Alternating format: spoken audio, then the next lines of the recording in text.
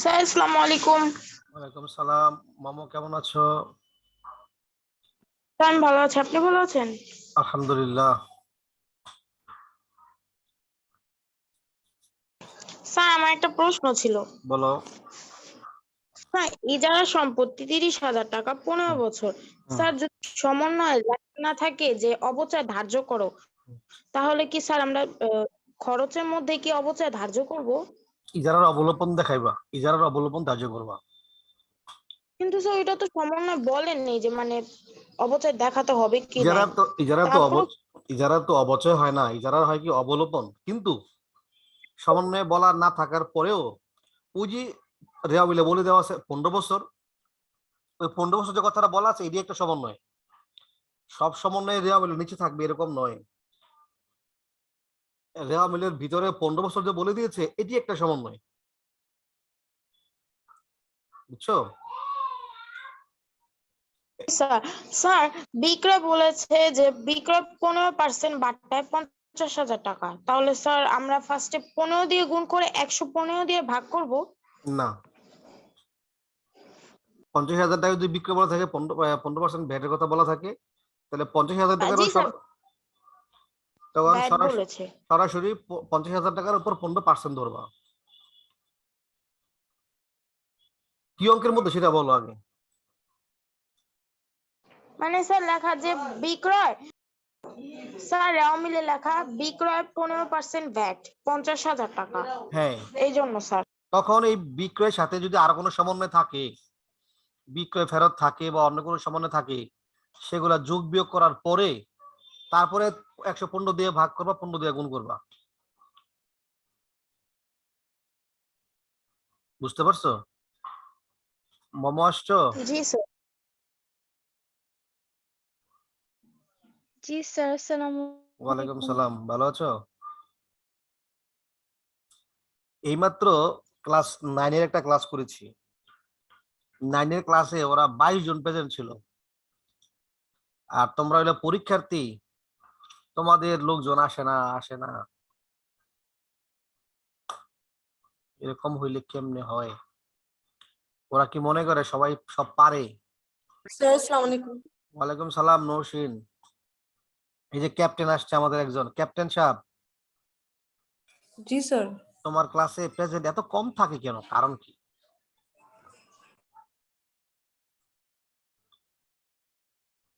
এই যে এর আগে অ্যাকাউন্টিং এর আগে ক্লাসটা কি ছিল তোমাদের? অ্যাকাউন্টিং এর আগেরটা ম্যানেজমেন্ট। ব্যবসা সংগঠন।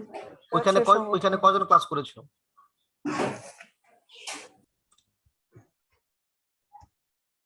মামা, কয়জন ক্লাস করছো ব্যবসা সংগঠনে? স্যার 8-9 আপনার কমই তো। এখন দেখি অ্যাকাউন্টিং এ কয়জন তোমরা আসো। ফারহানা, জি স্যার, আসসালামু আলাইকুম। ওয়ালাইকুম সালাম, ম্যানেজমেন্ট ক্লাস করছো? জি স্যার। আচ্ছা, তাই মন চাইলে ক্লাস করো, মন চাইলে করো না, তাইলে কেমনে হবে? ক্লাস সবগুলো করতে হবে। পরীক্ষার তো অলরেডি একটা ডেট চলে আসছে, জানো তো? কোন মাসে পরীক্ষা বলো দেখি? স্যার কি পরীক্ষা? জুলাই। কি পরীক্ষা? স্যার জুলাই পরীক্ষা হবে। হ্যাঁ, জুলাই মাসে 28 তারিখ।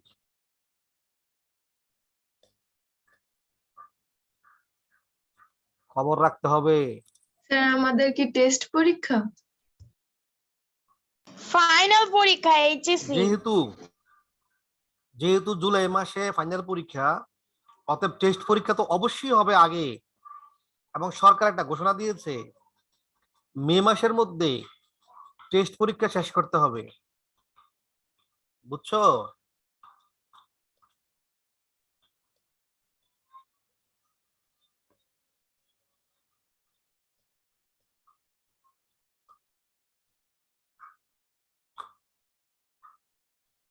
আমাদের ক্যাপ্টেন আরেকজন আসছে, ফারজানা চৌধুরী। স্যার আসসালামু আলাইকুম। ওয়ালাইকুম সালাম। দেরি কেন ফারজানা? স্যার দেরি হয়ে গেছে একটু।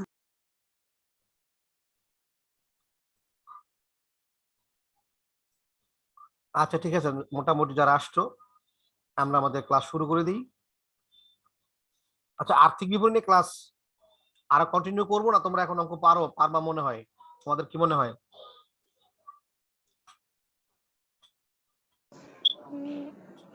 না স্যার, পারবো না স্যার। আমাদের কি মালিকানা সত্ত্বর হয়েছে যে যদি লেখা থাকে যে প্রতিষ্ঠানে মালিকানা সত্ত্বর বের করো, তাহলে স্যার কিভাবে করব? এটা দুই ভাবে করা হয়।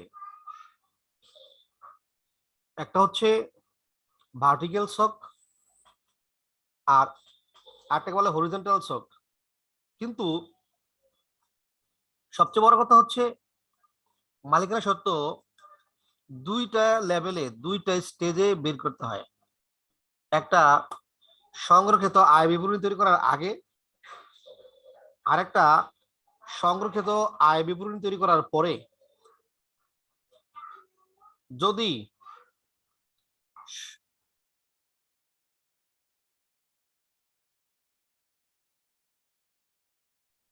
যদি সংরক্ষিত আয় বিবরণীর উদ্ধৃত দেওয়া থাকে, তখন বুঝতে হবে যে এটা সংরক্ষিত আয় বিবরণী তৈরি করার পরে করতেছি। আর যদি সংরক্ষিত আয় বিবরণী করা না থাকে, তাহলে তোমাকে সংরক্ষিত আয় বিবরণী করার আগে করতে হবে। এটা দ্বিতীয় পত্রের বেলায় বলতেছি, দ্বিতীয় পত্রের বেলায়। তো স্যার এটা তো পারি, হ্যাঁ, স্যার এটা তো পারি না।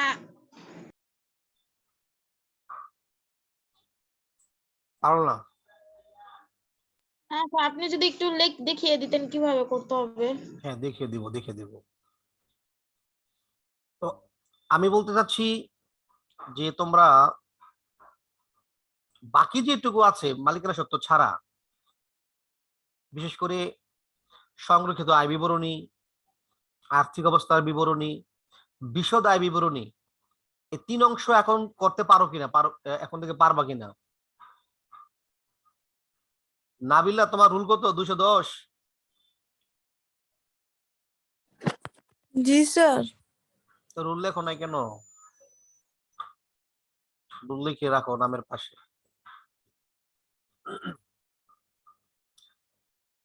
তো যেটা বলতেছি যে তোমরা বিশদ আয় বিবরণী আর মালিকানা সত্ত্ব বিবরণী, আর্থিক অবস্থার বিবরণী যদি পারো, তাহলে আমি আরো 2টা ক্লাস ধরো তোমাদের জন্য মালিকানা সত্ত্ব বিবরণী দিয়ে করে দিব।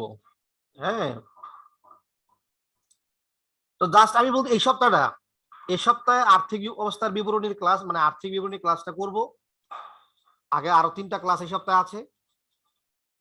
তার নেক্সট উইকে এই চ্যাপ্টারটা শেষ করে দেব, মানে অফ করে দেব, অন্য নতুন চ্যাপ্টারে যাব। আর এই চ্যাপ্টারটা অনেকদিন পড়ানো হলো, আমি আগে থেকে বলতেছি এটা একটা গুরুত্বপূর্ণ চ্যাপ্টার, অনেক ইম্পর্টেন্ট। তোমাদের মাঝখানে অনেকেই পারে, আলহামদুলিল্লাহ অনেকেই ভালো পারো। যারা প্র্যাকটিস করেছে তারা পারে, যারা প্র্যাকটিস করনি তাদের জন্য কঠিন হবে, কষ্ট হবে। দেখো আজকে একটা অঙ্ক করাবো, সেটা দেখো। তিতাস কোম্পানি লিমিটেড,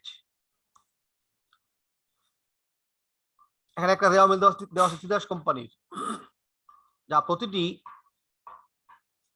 10 টাকা মূল্যের 40,000 শেয়ারে বিভক্ত 4 লাখ টাকা অনুমোদিত মূলধনে নিবন্ধিত হয়। 2013 সালের 31 ডিসেম্বর তারিখে উক্ত কোম্পানির রেওয়া মিল ছিল নিম্নরূপ। সে নিম্নরূপটা কি খেয়াল করে দেখো। প্রারম্ভিক মজুদ পণ্য 40,000 টাকা, কল কবজা 2 লাখ টাকা। আচ্ছা, আসফিন বলো, এই কল কবজা এটা আমরা কোথায় লিখবো? স্যার এটা তো স্থায়ী সম্পদ। কোথায় লিখবো? লিখবো কোথায়? বিশদ আয় বিবরণীতে নাকি আর্থিক অবস্থার বিবরণীতে? Very good. এরকম রেওয়া মেজার আইটেম গুলো যদি তোমরা ধরতে পারো যে কোনটা কোথায় লিখবা, তাহলে কিন্তু অনেকটা কাজ তোমাদের আগায় যাবে।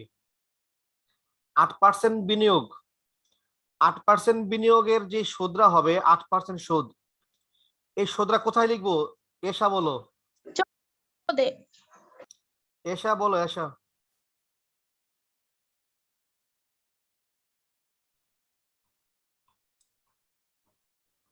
এসা কি আছো ক্লাসে? নাই। মমো বলো। স্যার এটা হ্যাঁ মমো বলো, এটা মমো। অপরিচালন স্যার এটা অপরিচালন আয়ের বিশদ আয় বিবরণীতে চলতি সম্পদ হবে না? হ্যাঁ, একবার আও। অপরিচালন আয় হবে, আবার চলতি সম্পদ হবে। এরপর আছে সুনাম, সুনাম হল স্থায়ী সম্পদ। অন্তর্বর্তীকালীন লভ্যাংশ, এটা বলবা সাদিয়া আফরিন মোমো, মানে মোমো আমাদের। অন্তর্বর্তীকালীন লভ্যাংশ কোথায় লিখবা?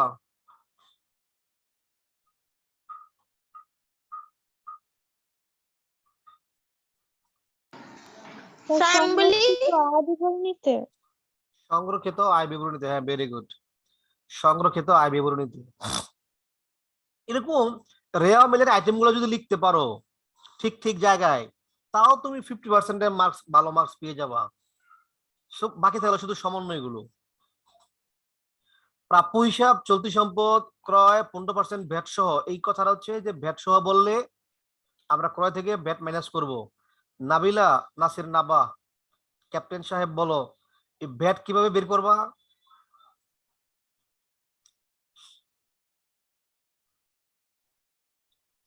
নাবা বলো, ভ্যাট কেমনে বের করবা?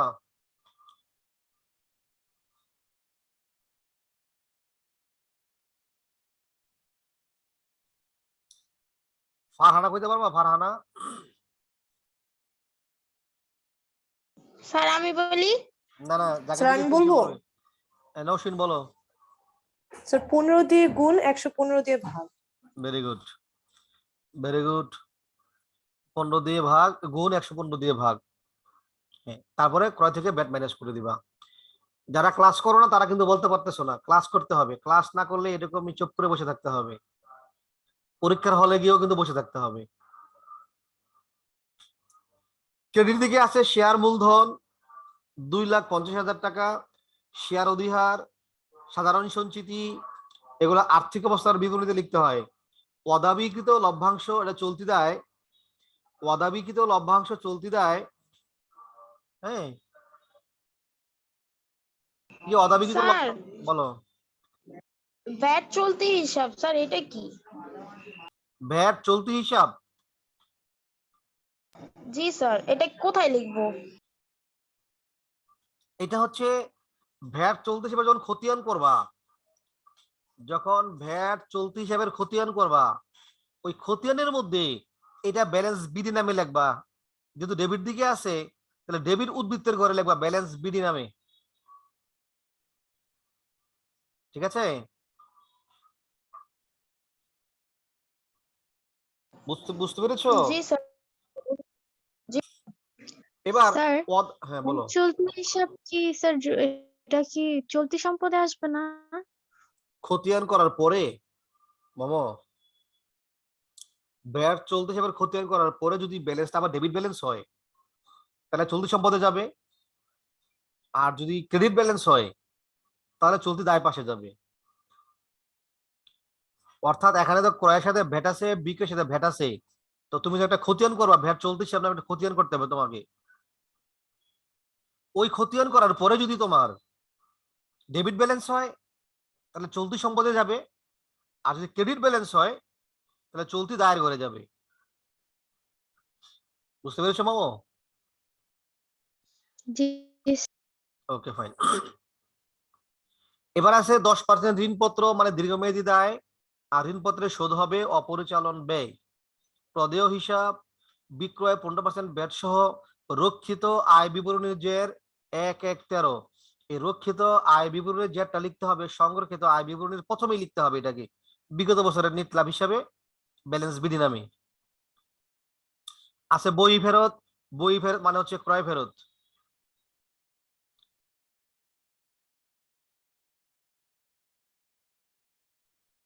বই ফেরত মানে হচ্ছে ক্রয় ফেরত। তো দেখো রেওয়া মিলে যে আইটেম গুলো রয়েছে বা লেনদেন গুলো রয়েছে, এখানে তোমাদের কারো কোনো কোশ্চেন আছে কিনা রেওয়া মিলের উপর ভিত্তি করে? রেওয়া মিলে কারো কোনো প্রশ্ন আছে?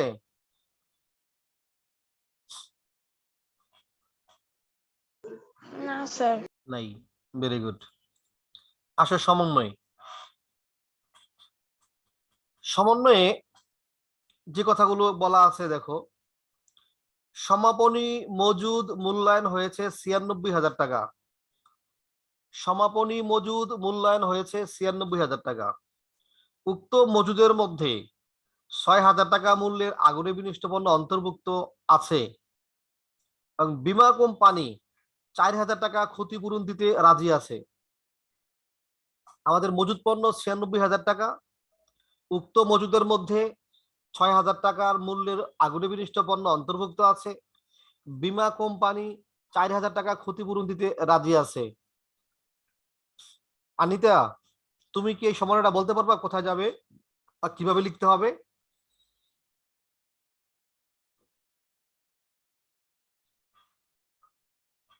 আনিতা,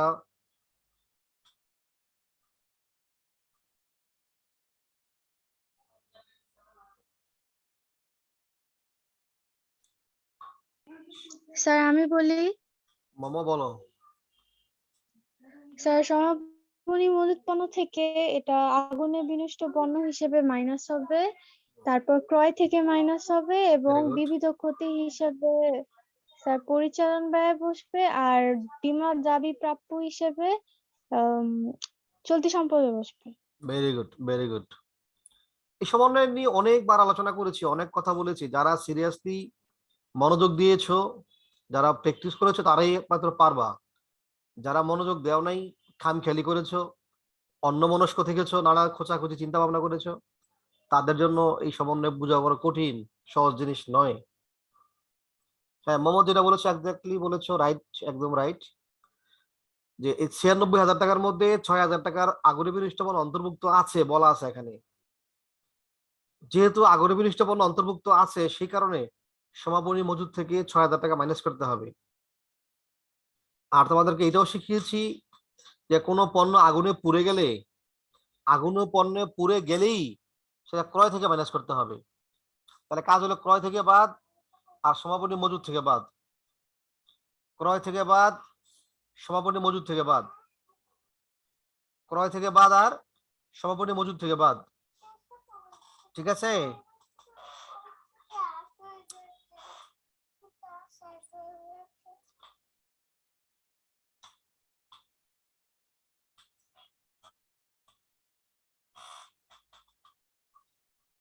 আর যেহেতু ৬,০০০ টাকার পণ্য আগুনে পুড়ে গেছে, ৪,০০০ টাকা বীমা কোম্পানি ক্ষতিপূরণ দিবে, আর বাকি ২,০০০ টাকা ক্ষতিপূরণ দিবে না। এই ২,০০০ টাকার নাম হচ্ছে বিবিধ ক্ষতি। এটা অপরিচালন ব্যয়ের মধ্যে লিখতে হবে। বিশদ আয় বিবরণীতে অপরিচালন ব্যয়ের মধ্যে লিখতে হবে বিবিধ ক্ষতি নামে। স্যার, বলো। বিশদ আয় বিবরণীতে তো স্যার মোট মুনাফা করতে হয়, যেখানে স্যার সমাপনী মজুত পণ্য মাইনাস করতে হয় বিক্রিত পণ্যের সাথে। হ্যাঁ, তাহলে স্যার আমরা কত অ্যামাউন্ট লিখবো? ৯৪,০০০ টাকা নাকি ৯০,০০০ টাকা? ৯০,০০০ টাকা। ৯৬,০০০ থেকে ৬,০০০ মাইনাস করে ৯০,০০০ টাকা লাগবে সমাপনী মজুদ হিসেবে। আর ওই যে ২,০০০ টাকা লাগবা মোট লাভের পরে অপরিচালন ব্যয়ের মধ্যে লাগবা ২,০০০ টাকা ক্ষতি, বিবিধ ক্ষতি। যে ২,০০০ টাকা বীমা কোম্পানি ক্ষতিপূরণ দিবে না, সেই ২,০০০ টাকা লাগবা ক্ষতি হিসাবে। স্যার, যদি বীমা কোম্পানি আমাদেরকে ৪,০০০ টাকা দিয়ে দিত, তাহলে কি স্যার আমরা সমাপনী মজুত পণ্যের সাথে যোগ করতাম এটা, আর এটা মোট না না মুনাফায় লিখতাম? না না না, বীমা কোম্পানি দিয়ে দিলেও আমরা সমাপনী মজুদ থেকে ঠিকই মাইনাস করতাম, দিয়ে দিলে আমাদের সম্পদ পাশে নগদ লগে যোগ করে ফেলতাম। ঠিক আছে? দেখ আর জি না স্যার। দেখ, আমরা সমাপনী মজুদ থেকে আগুনে বিনষ্ট পণ্য মাইনাস করে দিবই। এই হলো ১ নম্বর সমন্বয়টা। এটা অনেকবার তোমাদের সামনে এসছে, তোমরা এখন এটা তোমাদের পারা উচিত। ২ নম্বর সমন্বয়, শেয়ার অধিহার সুনামের সাথে সমন্বয় পূর্বক অবলোপন করো। শেয়ার অধিহার সুনামের সাথে সমন্বয়পূর্বক অবলোপন করো।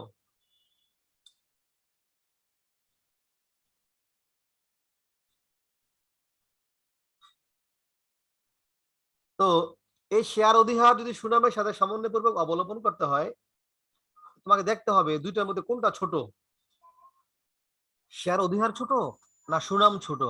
দেখো একটু দেওয়া মিলি, এখানে সুনাম আছে 1,00,000 টাকা আর অধিহার আছে 30,000 টাকা, তাহলে ছোট কোনটা? শেয়ার অধিহার। শেয়ার অধিহার। তার মানে শেয়ার অধিহারটা পুরোটা বিলুপ্ত হয়ে যাবে। কিভাবে বিলুপ্ত হবে? আমরা দায় পাশে লিখবো শেয়ার অধিহার বাদ সুনাম 30,000 টাকা। তাহলে 30,000 টাকা থেকে 30,000 টাকা মাইনাস করলে অধিহার 0 হয়ে যাবে, নীল হয়ে যাবে। আবার সম্পদ পাশে লিখবো সুনাম 1,00,000 বাদ শেয়ার অধিহার 30,000, তাহলে সুনাম 70,000 টাকা থাকবে। তার মানে দুই পাশ থেকেই 30,000 কি হয়ে যাবে? মাইনাস হয়ে যাবে। অধিহার থেকে মাইনাস করব সুনাম লিখে, আর সুনাম থেকে মাইনাস করব অধিহার লিখে। তাহলে 30 মানে যেটা ছোট, ছোটটা মাইনাস করে দিলে কি হয়ে যাবে? ছোটটা অবলুপ্ত হয়ে যাবে, ছোটটা কিছুই থাকবে না। যেটা বড়টা আছে, বড়টার কিছু ব্যালেন্স থাকবে, আর ছোটটার কোনো ব্যালেন্সই থাকবে না। কথা বুঝছো না বুঝো নেই? তাহলে অধিহার আর সুনাম দুইটাকে আমরা একসাথে কি করব? অবলুপ্ত করে ফেলবো।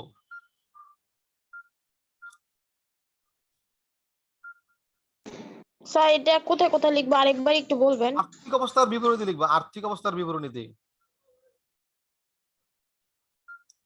এটাকে লিখবো আমরা আর্থিক অবস্থার বিবরণীতে, ঠিক আছে? স্যার এটা কি শেয়ার মার্কেট দায়ের মধ্যে লিখবো নাকি স্যার স্থায়ী সম্পদ সুনামের ঘরে সুনাম লিখে শেয়ার অধিহার মাইনাস করে লিখবো? স্থায়ী সম্পদের সুনাম থেকে অধিহার লেখা মাইনাস করবা। আবার দায় পাশে সঞ্চিতি ও উদ্বৃত্তের ঘরে, সঞ্চিতি ও উদ্বৃত্তের ঘরে অধিহার থেকে সুনাম লেখা মাইনাস করবা। দুই পাশেই ছোটটা 30,000 টাকাটা মাইনাস করে দিবা। তাহলে অধিহারটা একেবারে শেষ হয়ে যাবে, আর সুনামটা 30,000 মাইনাস করার পরেও আর 70,000 টাকা থাকবে। তুমি কি কথা বুঝছো না বুঝো নাই? জি স্যার। বাকিরা বুঝছো সবাই? এখানে কি বলা হয়েছে? সুনাম থেকে স্যার আরেকবার হ্যাঁ আবার বলছি, তোমার এখানে কথা হলো যে শেয়ার অধিহার সুনামের সাথে সমন্বয়পূর্বক অবলোপন করতে হবে। অর্থাৎ সুনামের সাথে অধিহারকে কি করতে হবে? অবলোপন করতে হবে।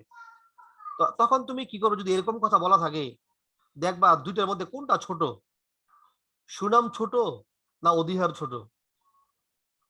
তো আমরা দেখলাম যে অধিহার ছোট, অধিহার 30,000 টাকা আর সুনাম আছে 1,00,000 টাকা। তো সুনাম তো আর পুরো অবলোপন করা যাবে না, করতে হবে অধিহার কি। তখন তুমি যে কাজটা করবা, যে দায় পাশে প্রথমে যখন আমরা লিখবো সঞ্চিত ও উদ্বৃত্তের কলাম, সেখানে শেয়ার অধিহার আমরা লিখে থাকি। তো সেই শেয়ার অধিহার থেকে বাদ লিখবো সুনাম 30,000, অধিহার 30,000 বাদ সুনাম 30,000, তাহলে দেখবা অধিহারের টাকাটা কি হয়ে যাবে? নীল হয়ে যাবে, 0 হয়ে যাবে, অধিহার অবলোপন হয়ে যাবে। আবার সম্পদ পাশে স্থায়ী সম্পদের ঘরে সুনাম লিখবো 1,00,000 লেখা বাদ শেয়ার অধিহার 30,000, তাহলে সুনাম 30,000 টাকা কমে থাকবে 70,000 টাকা।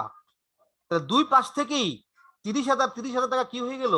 অবলোপন হয়ে গেল, কমে গেল, বাদ হয়ে গেল। এটাকে বলা হয় সুনামের সাথে অধিহারকে অবলোপন করা। দুইটা কাজই হবে আর্থিক অবস্থার বিবরণীতে, দায় পাশে এবং সম্পদ পাশে। বলো বুঝছো না বুঝো নেই? স্যার যদি সুনামে কম তো টাকা মানে স্যার যদি সুনাম 30,000, তাহলে সুনামটা 0 হয়ে যেত, অধিহার থাকতো, তখন সুনামটা একেবারে 0 হয়ে যেত।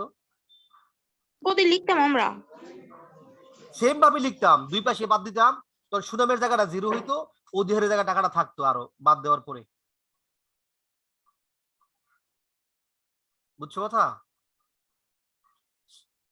জি স্যার। এবার আসো, সাধারণ সঞ্চিতি বৃদ্ধি করে 50,000 টাকা করতে হবে। সাধারণ সঞ্চিতি বৃদ্ধি করে 50,000 টাকা করতে হবে, এটা কোথায় লিখবো? দেখো রেওয়া মিলে সাধারণ সঞ্চিতি আছে 40,000 টাকা। কয় টাকা আছে? 40,000 টাকা। আর সমন্বয় বলছে সাধারণ সঞ্চিতি বৃদ্ধি করে 50,000 টাকা করতে হবে, মানে কি? তাহলে কত টাকা বাড়াইতে হবে? 10,000। 10,000 টাকা বাড়াইতে হবে। এই 10,000 টাকা তোমাকে লিখতে হবে সংরক্ষিত আয় বিবরণীতে বাদের মধ্যে। কি নামে লিখবো? যে সাধারণ সঞ্চিতি তহবিলে স্থানান্তর। সাধারণ সঞ্চিতি তহবিলে স্থানান্তর নামে 10,000 টাকা লিখবো।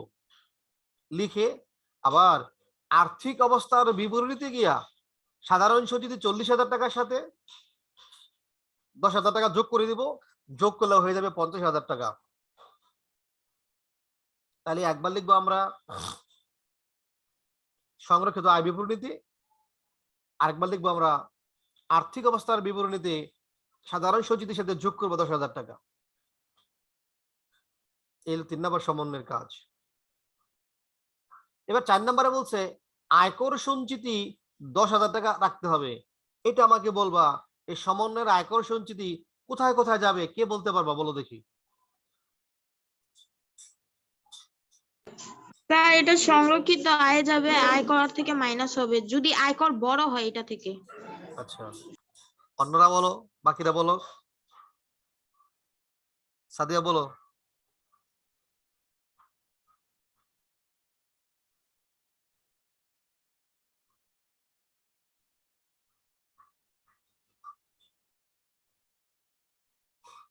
আসমিন, জি স্যার। এই সমন্বয়টা কিন্তু অনেকবার শিখিয়েছি, অনেকবার বলেছি। হ্যাঁ, স্যার এটা তো নতুন আয়কর না? তারপরে কিন্তু ভুল বলতেছো, বারবারই ভুল বলে যাচ্ছ। অনেকবার এটা নিয়ে আলোচনা করেছি। ওদেরকে আমি শিখিয়েছি যে রেওয়া মিলের আয়কর আর আয়কর সঞ্চিতি, রেওয়া মিলের আয়কর আর আয়কর সঞ্চিতি হলো পুরাতন, যেটা সংরক্ষিত আয় বিবরণীতে যাবে। আর সমন্বয়ের আয়কর সঞ্চিতি বলেছি এটা যাবে বিশদ আয় বিবরণীতে।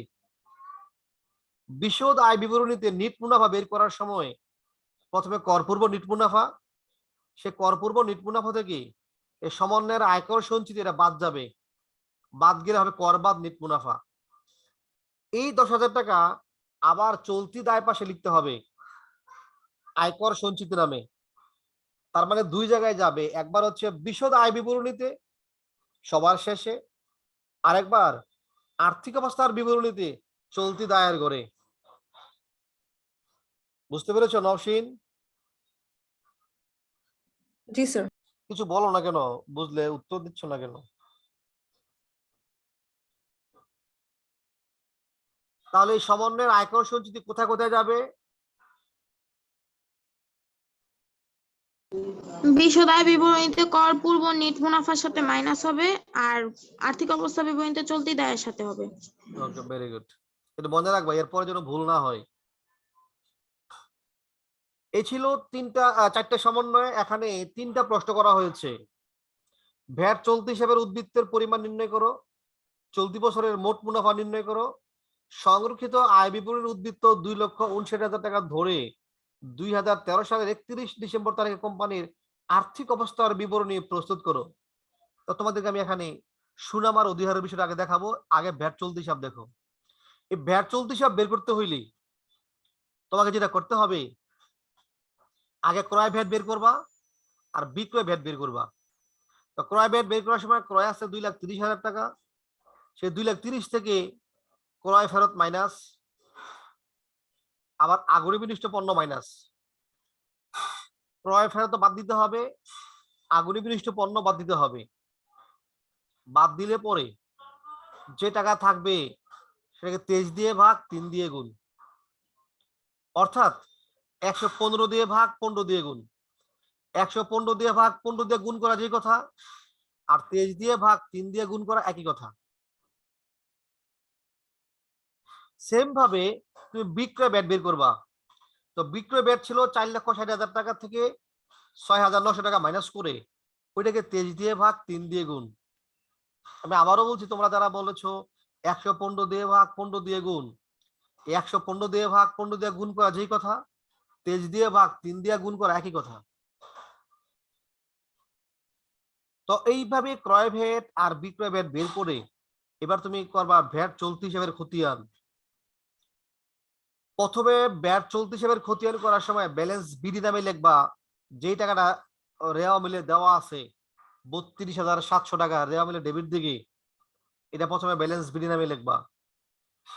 এবার লেখো ক্রয় ভ্যাট। ক্রয় ভ্যাট তুমি ডেবিট দিকে লিখতে হবে, ডেবিটে লিখলে ওই ডেবিটে ডেবিটের যোগ হলো। আবার বিক্রয় ভ্যাট ক্রেডিট দিকে বসলো 59,100, এটা মাইনাস করে থাকলো 2,220। দেখো ভ্যাট চলতি হিসেবের যে ব্যালেন্স তৈরি হলো, ভ্যাট চলতি হিসেবের যে উদ্বৃত্ত বের হলো, সেটা বের হলো ডেবিট ব্যালেন্স বের হলো, ডেবিট ব্যালেন্স 2,220 টাকা।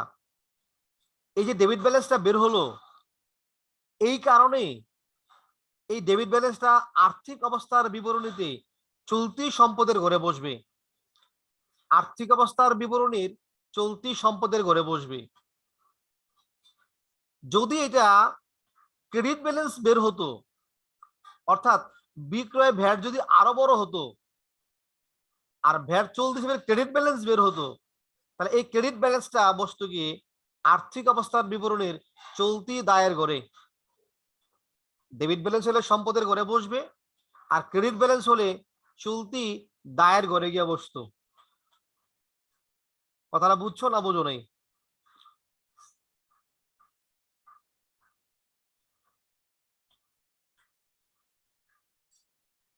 এবার আসো মোট মুনাফা।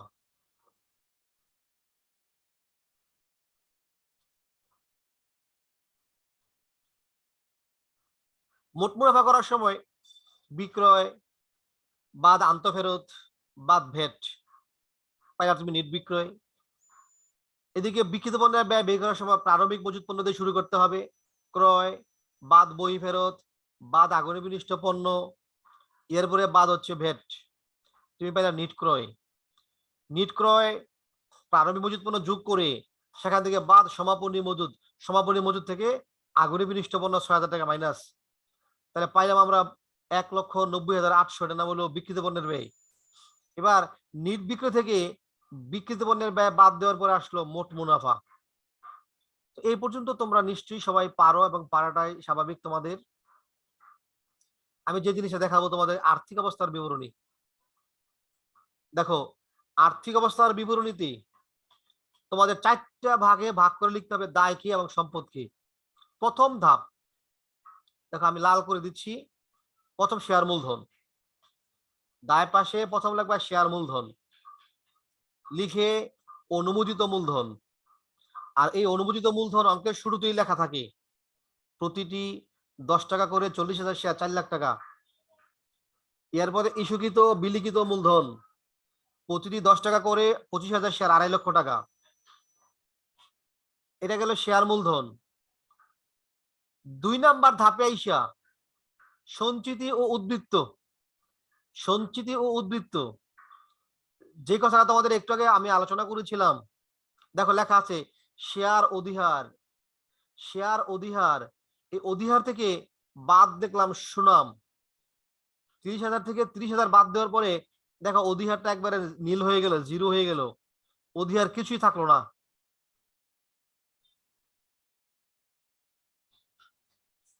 বুঝছো অধিহারের ব্যাপারটা কি বুঝছো?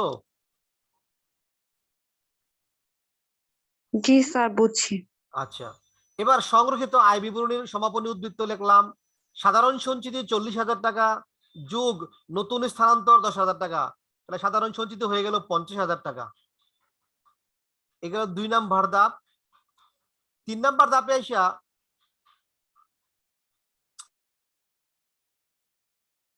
স্যার অনাবিকৃত লভ্যাংশ কি?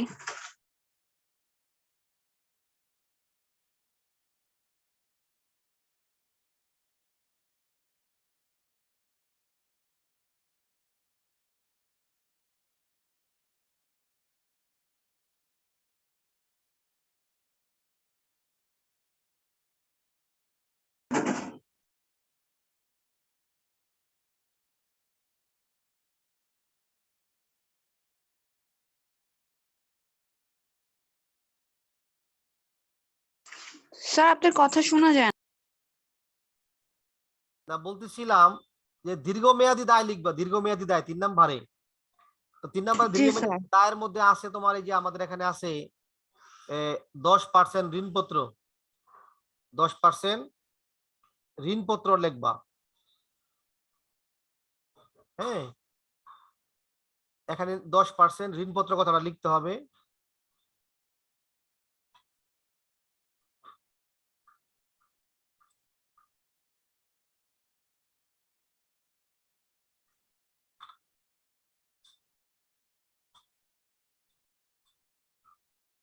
তো ঋণপত্রটা লিখে তারপরে তোমরা যেটা করবা,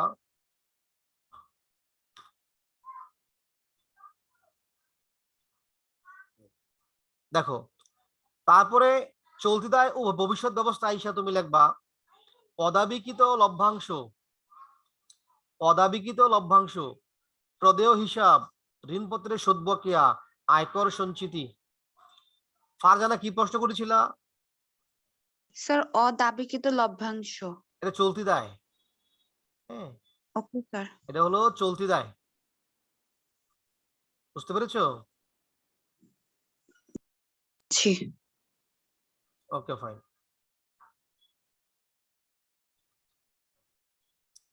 এই গেল দায় পাশ। দায় পাশ হলে তারপরে তুমি লিখবা সম্পদ।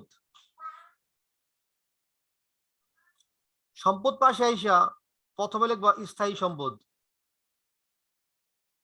দেখো, স্থায়ী সম্পদ কল কবজা, ওই যে দেখো সুনাম, সুনাম বাদ শেয়ার অধিহার।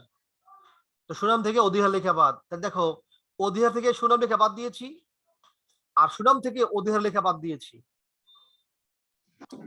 স্যার বলো। স্যার আমরা সুনামের মানে স্যার স্থায়ী সম্পদে যে লিখেছি মানে মূলধনে ঘরে লিখেছিলাম সেটা মূলধনে, ওইখানে স্যার অধিহার লিখলাম 30,000, সুনাম ও স্যার 30,000 লিখলাম কেন স্যার? এখানে তো 1,00,000 টাকা অ্যামাউন্ট এটার। আমাদের বলছিল যে সুনামের সাথে অধিহারকে কি করো, অবলোপন করো। তো এই ক্ষেত্রে আমরা বলছি কি যে এটা ছোট, অধিহার আর সুনামের মধ্যে ছোট কোনটা? অধিহার ছোট না? জি স্যার। অধিহার কয় টাকা ছিল? 30,000। অধিহার। অধিহার ছিল 30,000 টাকা। তো এই 30,000 জি টাকা, স্যার। এই 30,000 টাকা আমরা দুই জায়গা থেকে ম্যানেজ করে দিব, অধিহার থেকে ম্যানেজ করে দিব, সুনাম থেকে ম্যানেজ করে দিব। মানে ছোটটা দুইটার মধ্যে যেটা ছোট, বুঝছো? না মানে স্যার আমার কথা হচ্ছে কি আমরা 1,00,000 টাকা কেন লিখলাম না, কারণ স্যার এটা বড় ছিল দেখে হ্যাঁ, টাকা। 30,000 থেকে কি 1,00,000 ম্যানেজ করা যাবে? না স্যার -70,000 আসবে।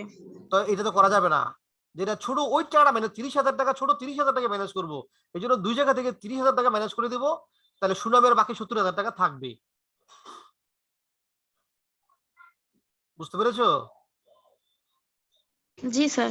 তাহলে গেল স্থায়ী সম্পদ, তারপরে আসবে বিনিয়োগ, 3 নম্বরে আসবে চলতি সম্পদ, 3 নম্বরে আসবে চলতি সম্পদ।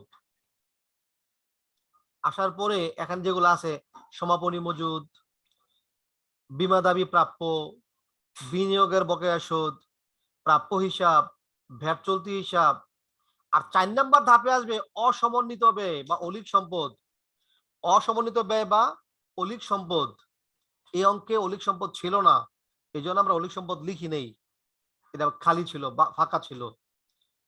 তো তোমরাও না থাকলে লিখবা না, এভাবে তোমাদেরকে অঙ্কটা করতে হবে। এই জন্য আর্থিক অবস্থার বিবরণী আজকে পুরোটা দেখালাম, যে 4 ভাগে ভাগ করে লিখবা সম্পদ ও দায়। স্যার সমাপনী মজুদ পণ্য তো 90,000, স্যার সমাপনী 96,000 টাকা মজুদ পণ্য। 90,000। 96,000 স্যার 90,000 ছিল, 96 ছিল, 6,000 টাকা মাল নষ্ট হয়ে গেছে, আর 4,000 টাকা তারা নাকি দিবে। স্যার এখানে তো 90,000 হবে।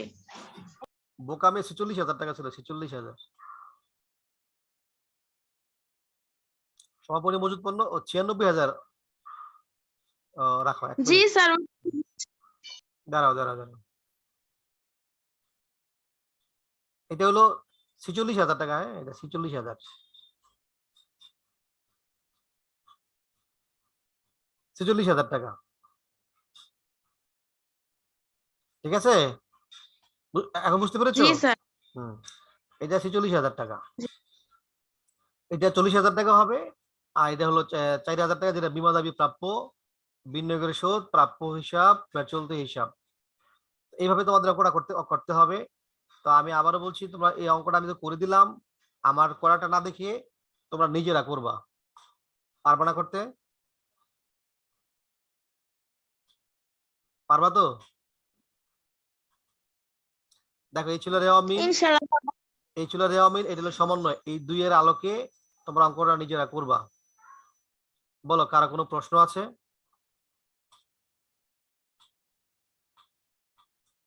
আগামী ক্লাসে তোমাদেরকে শিখাবো মালিকানা সত্য বিবরণী কিভাবে করতে হয়। মালিকানা সত্য বিবরণী আগামী ক্লাসে শিখাবো, মালিকানা সত্য বিবরণী ইনশাল্লাহ।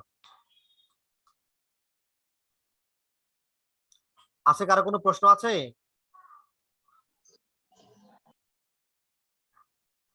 নাই? ওকে, থ্যাংক ইউ, ভেরি গুড।